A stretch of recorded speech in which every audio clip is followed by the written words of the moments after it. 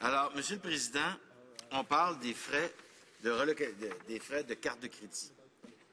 Malheureusement, au Canada, nous faisons face à les frais les plus élevés du monde. À travers le monde, on a cherché à limiter cette problématique.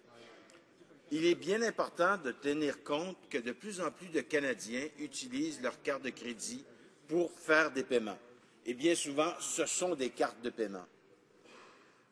La problématique, Monsieur le Président, c'est que les frais peuvent varier considérablement et certaines nouvelles cartes de crédit qui sont émises, particulièrement pour des questions de fidélisation, offrent des points de transport. Mais les compagnies de crédit ne payent pas le billet d'avion, Monsieur le Président. Elles facturent aux commerçants le coût de ce billet. Ce qui fait que certaines cartes de crédit ont des taux de 4 et même plus. La problématique, Monsieur le Président, c'est que de très nombreux petits commerçants ont une marge bénéficiaire qui tourne entre 2,25 et 2,75 particulièrement dans le détail de l'alimentation. Alors, quand quelqu'un arrive avec cette nouvelle carte de crédit, en réalité, le petit commerçant perd de l'argent. Le but est de limiter ce genre d'abus. Et il est important que cette limitation de ces abus ne se fasse pas en détruisant un système de paiement qu'il faut préserver. Le Canada a besoin de pouvoir faire usage de cartes de crédit dans le petit commerce. La problématique, c'est que les petits commerçants veulent rester rentables, et c'est bien normal, ce que les cartes de crédit ne leur permettent pas souvent. Et particulièrement des nouvelles cartes de crédit à très gros taux qui sont en croissance. Je suis sûr, Monsieur le Président, que vous-même ne détesteriez pas faire un petit détour par le Sud pendant 2 semaines au gros milieu de l'hiver. Si vous utilisez une carte de crédit qui offre ce genre de possibilités, vous seriez bien heureux de les utiliser. Le problème, c'est que le billet d'avion, c'est le petit commerçant qui le paye. Et quand tu es pris à payer 4 de frais sur des produits sur lesquels tu fais seulement 2,5, là, c'est évident, Monsieur le Président, on se dirige directement vers une faillite. Et les petits commerçants en arrachent beaucoup ces temps-ci. Ils demandent qu'on fasse la même chose qui se fait dans de nombreux pays. Et à ce que je sache, le gouvernement conservateur d'Australie ne peut pas être accusé de sympathie socialiste. Non, monsieur. Tout comme en Europe ou en Angleterre, sous le gouvernement de M. Cameron, on a limité ces coûts-là. Et on les a limités vraiment fort. 0,5 0,3 en Europe. C'est le 8e de ce qui est chargé au Canada. Ce que cette proposition vient dire, c'est qu'on va limiter ça. On va se réunir, puis on va déterminer un taux qui permet aux petits commerçants de survivre et qui permet de préserver aussi un système de paiement qui fait bien notre affaire. Et cette problématique-là n'est pas nouvelle. De nombreux commerçants, depuis de nombreuses années, demandent cela. Et ils sont nombreux. Le Small Business Matters Coalition, 90 000 petites PME qui demandent à un moment donné, là, donnez-nous la possibilité de respirer.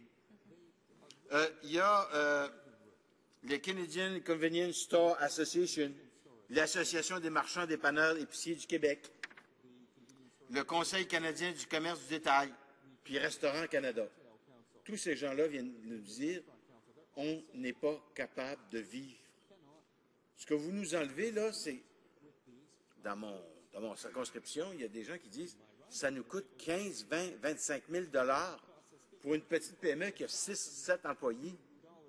Et là, ils disent non, ça ne marche plus, là. Il y a des petites PME qui sont obligées de dire ben nous, là, on n'accepte plus le paiement par carte de crédit. Il y a eu un jugement en 2013 du Conseil de la concurrence qui demandait essentiellement au gouvernement, nous, on constate qu'il y a une situation non concurrentielle. On demande au gouvernement de réagir. Le gouvernement a réagi en disant j'espère que sur une base volontaire, les compagnies de cartes de crédit vont se limiter à 1,5. 1,5, c'est déjà 5 fois plus cher qu'en Europe. 500% plus cher qu'en Europe. Puis qu'on ne vienne pas me dire qu'en Europe, là, c'est des pays qui sont virés, si on peut dire, en faveur des consommateurs, puis qui veulent détruire l'entreprise privée, là. J'ai un commerçant qui m'est arrivé et qui dit, écoutez, je parle de M. Bellil, le propriétaire du Resto Pop bière au menu, qui se trouve à Bois-des-Filions. Lui, il a dit, écoutez, je ne peux pas refiler systématiquement la facture aux consommateurs. Des hamburgers à 25 $, là, je ne peux pas en vendre. À un moment donné, là, on ne peut pas toujours systématiquement refiler la facture aux consommateurs. Ça fait que le consommateur, à 25 $, il ne prendra pas le hamburger. Et sa problématique, et lui, est telle qu'il a aussi une saucissonnerie. Et il dit, dans ce commerce, je ne demande pas de carte de crédit, je ne permets pas des paiements par carte de crédit. J'ai aussi un M. Gaudreau de Laval qui nous dit, moi, je pensais bien pouvoir y aller, créer un petit commerce, 3-4 emplois, sympathique. Mais il dit, 1,6 pour Visa, 1,55 pour Amex, non, 2,6 pour Amex, puis 1 point pour Mastercard, 1,55. Il dit, non, excusez-moi, je ne peux plus, là. Ma marge bénéficiaire est approximativement de 2 %. Puis les 3/4 de ma marge bénéficiaire s'en vont à quelqu'un. C'est pour ça qu'il demande une réglementation.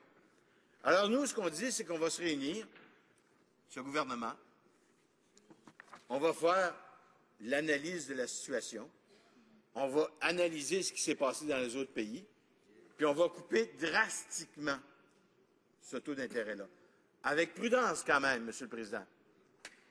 Avec prudence. On ne mettra pas le système de marque, de carte de crédit en jeu.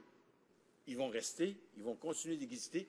Et comme le Sénat américain l'a démontré, une réglementation ne vient pas détruire ce système, ce mode de paiement-là.